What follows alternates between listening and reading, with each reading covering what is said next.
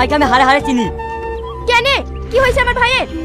যে মা খেই না খেই কোলে পিঠে করে মানুষ করেছে, আর সেই মাকে বৃদ্ধাশ্রমে রেখে এসছে, আর সে দেবে তোকে জমি। এসব কি আবল বকছো তুমি?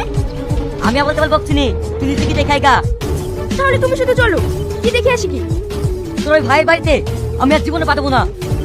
ভাইয়ের বাড়ি না, ওই আশ্রমে কি মাকে দেখে আসি কি। তাহলে যেতে হবে একদিন।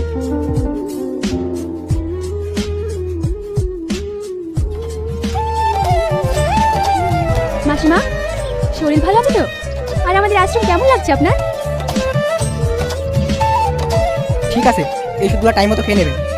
মারে, আমি আসার পর থেকে আমার যেভাবে সেবা যত্ন করা শুরু করেছি, তাতে তো ভালো থাকতেই হবে। কি ব্যাপার মাসিমা, আপনার চোখে পানি?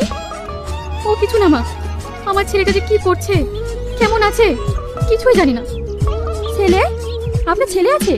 তাহলে আপনি এখানে কেন? আমি ছেলে বউয়ের কাছে বোঝা হয়ে গেছিলাম রে মা, তাই ওরা আমাকে এখানে রেখে গেছে।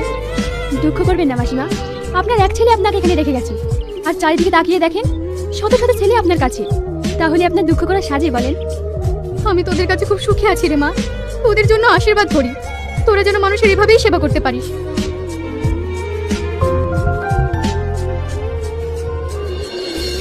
শাহিনবাবু বাড়িতে আছেন? বাইরে আসুন। কি ব্যাপার অফিসার, আমার বাড়িতে পুলিশ?